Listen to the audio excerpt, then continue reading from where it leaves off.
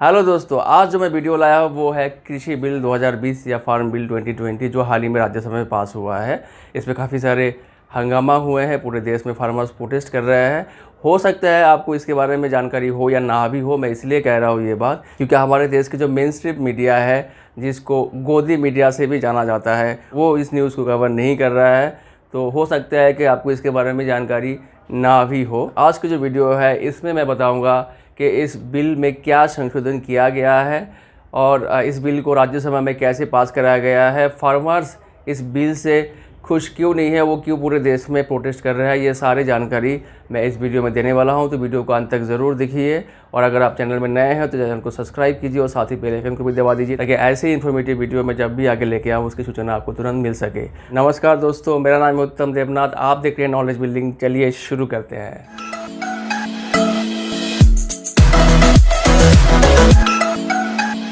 दोस्तों, सबसे पहले मैं बताना चाहूँगा ये जो कृषि बिल है इसमें क्या संशोधन किया गया है। पहले की जो बिल है उस पर क्या प्रावधान थे और अभी क्या चेंजेस हुए हैं। अगर मैं पहले की बात करूँ तो पहले ये था कि जो हमारे देश के फार्मर्स है, जो किसान हैं, वो जो फसल उगाते हैं, जो प्रोड्यूस करते हैं, उसको बेचने के लिए एक APMC गठन किया गया था। APMC यानी एग्रीकल्चरल प्रोड्यूस मार्केट कमेटी। ये एक रेगुलेटेड मंडी की जैसा है, मतलब आप इसको मंडी भी बोल सकते हैं, बट ये रेगुलेटेड है गवर्नमेंट के थ्रू। गवर्नमेंट इसको रेगुलेट करते थे और इस पर ये इंश्योर किया गया था जो MSP है, मिनिमम सपोर्ट प्राइस, फसल जो भी किसान अपना फसल उगाते हैं उसको जो बेचने जाते हैं उस मंडी में, तो उसको एक मिनिमम सपोर्ट प्राइस उसको मिलना चाहिए होता है उस पर्टिकुलर फसल के लिए। तो वो यहाँ पे लागू था। अभी का जो बिल है इस पे गवर्नमेंट का ये कहना है कि इसमें MSP को नहीं छुआ है। हाँ, बिल्कुल MSP को नहीं छुआ है, एक तरह से बोल सकते हैं, लेकिन उससे ये इफेक्ट ज़रूर होगा, ये हम बोल सकते हैं। वो कैसे होगा ये जानते हैं। अब जो ये बिल पास हुआ है इसमें ऐसा किया गया है कि जो ये APMC जो मंडी का जो एक मार्केट है, इसके बाहर भी एक ओपन मार्केट किया गया है। ओपन मार्केट ये है कि जो इस APMC जो मंडीज़ है इसके बाहर जो मार्केट है, मतलब जो प्राइवेट कंपनीज़ है, जो कमर्शियल इस्टेब्लिशमेंट है, वो डायरेक्टली किसान के साथ अपना डील कर सकते हैं इस मंडी के बाहर। और जब इस मंडी के बाहर मैं बात कर रहा हूँ तो ये बात आ जाता है कि जो उस MSP जो इस मंडी के अंदर लागू होता था वो उस ओपन मार्केट में नहीं होगा। वहाँ पे सरकार का ये कहना है वहाँ पे MSP से ज़्यादा उनको मिलेगा क्योंकि उस पर फ्री मार्केट दिया गया है, उसको ज़्यादा मिलेगा, उसको वो डिमांड कर सकता है अगर उसको वहाँ बेचना है तो ऐसे में मैं बताना चाहूँगा कि जो प्राइवेट कंपनीज़ है वो इतना तो बेवकूफ़ है नहीं कि बाहर जो है ओपन मार्केट में वो MSP से ज़्यादा दाम से लेगा। वो किसानों को इस तरह से मजबूर करेगा कि वो बाहर उसको कम दाम में बेचना पड़े, क्योंकि जो सारे मार्केट प्लेयर, जो भी कमर्शियल कंपनीज़ है, जो कॉरपोरेट्स है, ये लोग ऑब्वियसली अपना कॉस्ट कम करना चाहेगा। उसके लिए ओपन मार्केट में वो किसानों से ओपन मार्केट में ख़रीदने के लिए अप्रोच करेगा। जब वो मंडीज़ में जाएंगे ही नहीं परचेज़ करने के लिए तो किसानों को मजबूरन बाहर ही बेचना पड़ेगा अपने फसल को और वहाँ पे MSP उनको नहीं मिलेगा। तो ऐसे में जो किसान है वो और ज़्यादा एक्सप्लॉइट्स होगा। और जो सरकार दावा कर रहा है कि 2022 तक किसानों की आय दुगना हो जाएगा, लेकिन अपोजिशन की पार्टीज़ के जो लीडर्स है या जो एक्सपर्ट्स है उनका ये मानना है कि ऐसे में किसानों की आय और कम हो जाएगा, उसके हालत और ख़राब हो जाएगा। और ऐसे में किसानों की जो सुइसाइडल रेट है, जो किसान आत्महत्या करते हैं, उसकी संख्या भी बहुत बढ़ जाएगा फ्यूचर में।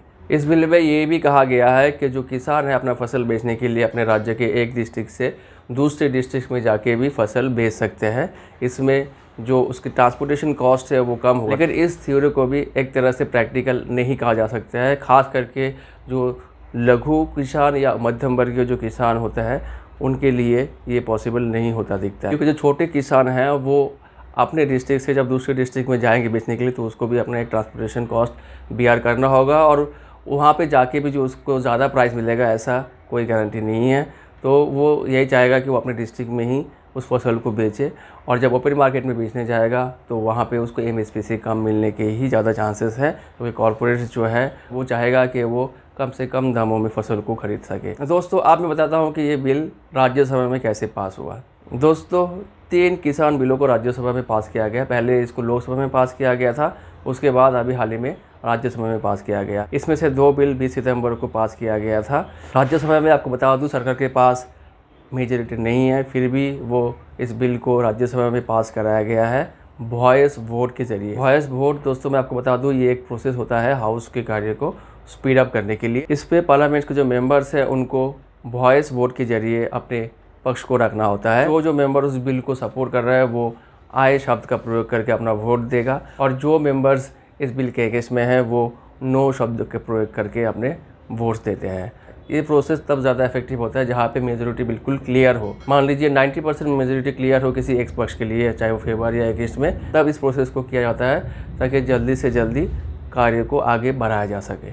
लेकिन जहाँ पे 60-40 रेशियो है वहाँ पे ये प्रोसेस काम नहीं करता है। वहाँ पे ये जो डिसीजन है वो बिल्कुल स्पीकर के ऊपर डिपेंडेंट हो जाता है कि वो किस तरह से उस वोट को लेता है। उसको अगर आए शब्द ज़्यादा लगता है तो वो उसको पास करेगा, और अगर नो शब्द ज़्यादा लगता है तो वहाँ पे वो उस बिल को रिजेक्ट करेगा।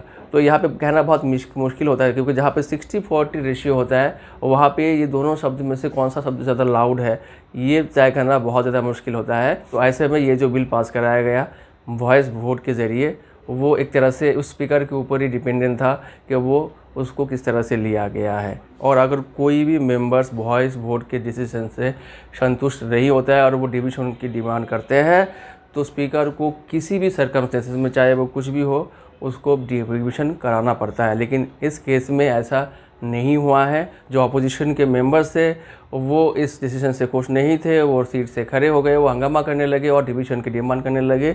लेकिन स्पीकर ने उनकी बात नहीं सुनी। वो ये कह के टाल दिया कि अपोजिशन के मेंबर्स जो है वो सीट पे नहीं बैठे थे, इसीलिए उनको डिवीज़न के डिमांड को नहीं माना गया। जबकि रूल बुक में ये क्लियरली कहा गया है कि पार्लियामेंट के अगर कोई भी मेंबर वॉइस वोट से खुश नहीं है और वो डिवीज़न की डिमांड करते हैं तो किसी भी स्थिति में स्पीकर उस डिमांड को खारिज नहीं कर सकते हैं। वहाँ पे क्लियरली मेंशन है कि under no circumstances speaker can reject the demand of division if any of the members ask for the division of vote. इस हंगामे के बाद स्पीकर ने अपोजिशन के 8 मेंबर्स को 1 हफ्ते के लिए सस्पेंड कर दिया और वो अब हाउस अटेंड नहीं कर सकते हैं। और इसके चलते जो बाकी अपोजिशन के राज्यसभा पार्लियामेंट मेंबर्स थे वो लोग भी हाउस को बॉयकॉट कर दिया है। और ऐसे में सरकार को और आसान हो गया कोई भी बिल राज्यसभा में पास करने के लिए, और इसी वजह से पिछले 3 दिनों में 25 बिल पास हो गए हैं राज्यसभा में। जी हाँ, 25 बिल। आप समझ सकते हैं कि बिना कोई अपोजिशन के, मतलब एक तरह से ये हो गया कि खाली मैदान में आप गोल दिए जा रहे हो ना। यहाँ पे अपोजिशन को बोलने का कोई मौका है, और अगर आप बोलते हो तो उनको आपको सस्पेंड कर देंगे और फिर खाली हाउस में आप अपना बिल पास कराते जाओ। तो ऐसा हो रहा है कुछ हमारे देश की स्थिति। लेकिन जो हमारे देश के मेन स्ट्रीम मीडिया है वो सिर्फ इस तरह से छवि को प्रेजेंट करेंगे कि जो अपोजिशन के मेंबर्स हैं वो हंगामा कर रहे थे, मिसबिहेव कर रहे थे, इसके वजह से उनको सस्पेंड कराया गया और वो जायज़ था। लेकिन उसके पीछे की कहानी क्या है, किस लिए वो हंगामा कर रहे थे, और किस तरह से नियम को ना मानते हुए अपोजिशन के जो मेंबर्स हैं उनके डिवीज़न ऑफ वोट के डिमांड्स खारिज कर दिया गया और वॉइस वोट के ज़रिए इस बिल को पास कराया गया, ये सारी चीज़ें मीडिया प्रेजेंट नहीं कर रही है। लेकिन सच्चाई कुछ और है। अगर आप वैलिडेट करना चाहें तो बहुत सारे ऑनलाइन वेबसाइट्स है, न्यूज़ वेबसाइट्स है जो इंडिपेंडेंटली काम करता है, किसी दबाव में नहीं होता है सरकार के, जैसे कि द वायर है, स्क्रोल है, न्यूज़ लॉन्ड्री है। ये सारे डिजिटल मीडिया है जो कि इंडिपेंडेंटली काम कर रहा है और सच को आपके सामने रखता है। तो अगर आप चाहे तो ये जो भी मैं आपको इन्फॉर्मेशन आज दिया हूँ इसको आप वैलिडेट कर सकते हैं, वहाँ पे ये सारी इन्फॉर्मेशन आपको मिल जाएंगे। दोस्तों, जैसे मैंने आपको बताया था कि फार्मर्स को ये आशंका है कि इस बिल के आने से उनको MSP नहीं मिलेगा जब ओपन मार्केट में वो अपना फसल बेचने जाएंगे। और ये सिर्फ किसानों को नहीं बल्कि एक्सपर्ट्स को भी यही लगता है कि इस बिल के आने से जो है किसान और ज़्यादा एक्सप्लॉइट्स होंगे, उनको MSP से कम में फसल बेचना होगा और उनकी स्थिति और ख़राब हो जाएंगे।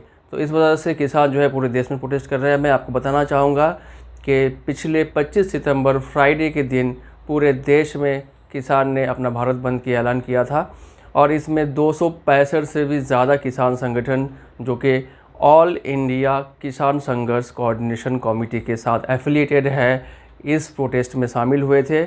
और साथ ही 100 से भी ज़्यादा नॉन एफिलिएटेड किसान संगठन भी इस प्रोटेस्ट को समर्थन किए थे और जो अपोजिशन के पार्टीज़ है वो भी इस प्रोटेस्ट को बैक किया था। आपको बता दूं ये जो प्रोटेस्ट है ये देशव्यापी 20,000 से भी ज़्यादा लोकेशन में ये संगठन प्रोटेस्ट कर रहे हैं और सारे फार्मर्स जो है वो सड़कों पे उतर आए हैं, रेल को रोक रहे हैं। पंजाब में अभी रेल रोको आंदोलन कर रहे हैं सारे किसान।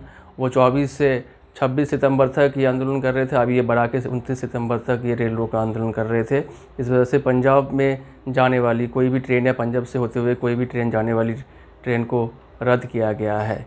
और साथ ही दिल्ली नोएडा के जो बॉर्डर है यहाँ पे हैवी पुलिस तैनात किया गया है, बैरिकेड्स लगाया गया ताकि किसान के जो आंदोलन है, जो प्रोटेस्ट है, उसके मूवमेंट को चेक किया जा सके, उनको दिल्ली में आने से रोका जा सके। बहुत से अपोजिशन पार्टी इस बिल से नाखुश होके इसको सिलेक्ट कमेटी में भेजने के लिए भी मांग की है। और मैं आपको बताना चाहूँगा, जो अकाली दल, शिरोमणि अकाली दल पंजाब की एक पार्टी है जो कि बीजेपी के साथ अलायंस में है, वो भी इस बिल के विरोध में है और अभी हाल ही में वो एनडीए से अपने आप को अलग कर चुका है। तो आप देख सकते हैं कि लगभग सारे अपोजिशन पार्टी, इनफैक्ट बीजेपी के जो अलायंस पार्टीज़ है वो भी इस बिल के विरोध में हैं और इस बिल को सिलेक्ट कमेटी के पास भेजने की मांग कर रहे हैं। लेकिन सरकार खाली एक ही बात बता रहा है कि अपोजिशन जो है फार्मर्स को मिसलीड कर रहे हैं, उनको गलत इन्फॉर्मेशन दे रहे हैं, उनको भ्रमित कर रहे हैं और इसी वजह से फार्मर्स जो है इसकी प्रोटेस्ट कर रहे हैं। दोस्तों, आपको क्या लगता है कि ये जो बिल पास कराया गया ये किसान के हित में है या इससे उनकी हालत और ख़राब होने वाला है? आप अपने राय कमेंट सेक्शन में हमें ज़रूर बताएं।